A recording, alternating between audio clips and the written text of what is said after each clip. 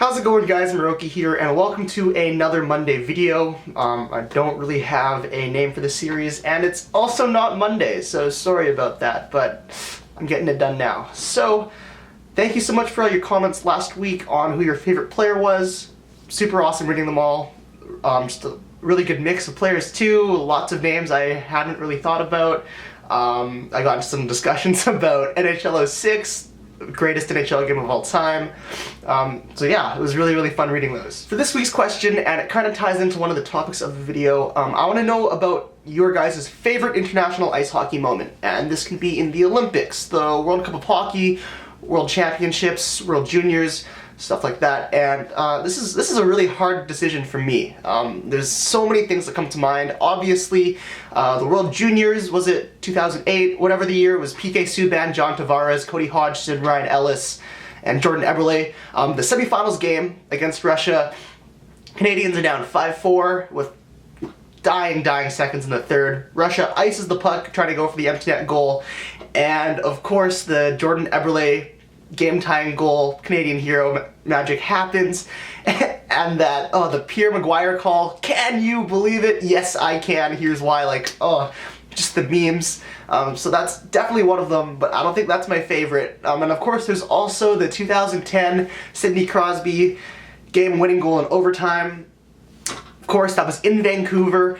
I had school off. Somehow we got school off for the Olympic break. That was unbelievable, so I was able to go to a bunch of different events, and I remember watching that at my uncle's house, and when that goal happened, the entire neighborhood screamed, and you could hear it. It was probably one of the coolest things, but I don't even think that's my favorite international hockey event, or a moment. My most favorite one is actually in the 2014 Sochi Olympics, the women's gold medal game. I was in school, I was in class for that. I was in English class, and we were watching, I don't know, we were watching The Great Gatsby or something, and my buddy in the very front row, I was sitting at the back, my buddy at the front row, he had his laptop open and was streaming the game, so basically everyone in the class was really just watching the hockey game, not The Great Gatsby, which is a great movie. The old one's a good movie. The new one it's kind of cool, but nah, this is the hockey channel.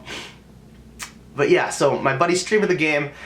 Of course, the Americans, they go for the empty net, and we're like, and it's going so slowly, and it hits off the ref too, and we're like, oh no. And then of course it hits the post.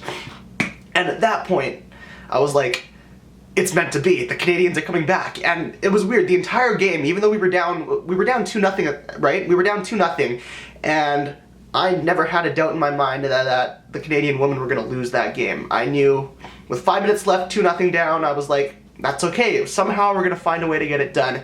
And of course, Marie-Philippe Poulin ties the game to send it into overtime, and the entire classroom just erupted into screams, and my teacher was like, what's going on, guys? And we were like, Canadian woman just tied up the game to send it into overtime, and he let us watch the rest of the game, which was really cool. And then of course, Marie-Philippe Poulin scores her second goal of the game to send the Canadians with the gold medal. Yeah, so that's probably my favorite international ice hockey moment, just because I got to watch the game with my friends really more than anything, and that was one of the coolest games I've ever seen. Yeah. Okay, so that leads me to the first topic of the video. Should the NHL send its players to the 2018 Winter Olympics? And to me, that's a no-brainer. Yes, this is what you do. You're trying to grow the game in markets that you haven't reached before, and the Olympics is the best way to showcase any sport, and here's why. Oftentimes I find myself watching just the most random sports when the Olympics are on, and I'm loving it. And I would never watch them outside of the Olympics, only because there's no, I don't feel like I would care for a team or a specific person. And the only reason I do care about them from the Olympics is because they're Canadian or whatever. And then from there, you get to see these other very cool stories about the athletes in that sport, and you start to learn more about them because they do so many cool stories and features on the player or the athlete, and that just makes you want to cheer for them and care about them even more. So when I watch like volleyball or biathlon or anything in the Olympics, I love it. It's addicting. It's like a drug to me. And for South Koreans or more other people in the Asian market who haven't actually seen a hockey game. And I mean, once someone watches a hockey game, I feel like you have to love it. It's so fast, it's exciting, there's so much action, and I mean, yeah, it's not for everyone, but just being able to see the game being played at the highest level, and it has to have the NHL players there for it to be played at the highest level. It's great marketing for the game, especially in an area that isn't really known for its hockey or just have a traditional hockey market in general. And yeah, I mean, the NHL is going to send their players to the 2022 games in China, obviously, because that's an emerging market.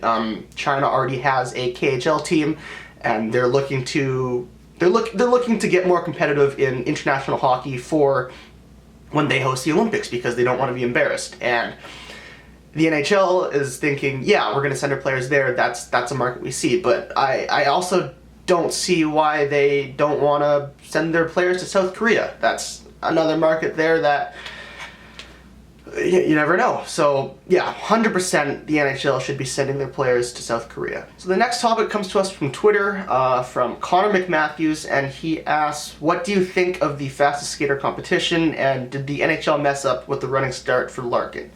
And honestly, I didn't really know Larkin got a running start last year, and so I went to look it up, and yeah, he started at the blue line, not the red line, whereas McDavid had just a standing start at the red line, and that's a huge advantage. I mean, what's the thinking there? That's a huge advantage, accelerating from the blue line to the red line and then the time starting rather than just a standing start. So 100% the NHL messed up there. Either you give Connor a running start as well, or you have two separate records, because that's not fair. But I will say, holy smokes, Connor McDavid's skating. I mean, I know it's fast, and I know he's explosive, and I know he's good on his edges, but man, oh man, when he was making the turns on the full lap of the ice, he was accelerating out of those turns. He was doing like I think I counted 7 or 8 crossovers, and that's crazy explosiveness. Like, just wow. And the last topic, also from Twitter, it's from Samurai Sniper, and yeah, it's a little bit of a joke, but Snoop Dogg at the All-Star Game, what are my thoughts? Honestly, so I didn't really watch too much of the NHL All-Star competition, or the All-Star Game 3-on-3 for that matter, but I did have it on a bit before I went out for the night, and sorry, the group chat's going off. Yeah, I tuned in halfway through the opening ceremonies for the skills competition, and I'm like, that kind of looks like Snoop Dogg. Is that Snoop Dogg? And then I'm like, it probably is Snoop Dogg. This is in LA, and that's just hilarious that they got Snoop Dogg. I love it. D-O-double-G. I was able to see Snoop Dogg live at Permian Music Festival this summer, or I guess it's last summer. Is it still? No, it's last summer. That was kind of cool. It was honestly a little disappointing. He didn't play too many of like his old like retro, like, or the songs he's really well known for, but he did his like rap verse from California Girls, the Katy Perry song, and that was kind of weird. So yeah, definitely a letdown. But Permian was a good time. The Chainsmokers were a lot of fun, so were the Killers. A lot of good music. Hopefully I go again. So yeah, that's been this week's video. Thank you so much for watching. Hope you enjoyed it. If you did, please leave a like. It lets me know if I'm doing stuff right or wrong. Leave me a comment down in the comments section below about any of the topics that I talked about in today's video. If you agree, should the NHL send their players to Korea or South Korea? And what is your favorite international ice hockey moment? So yeah, I'll see you guys next week.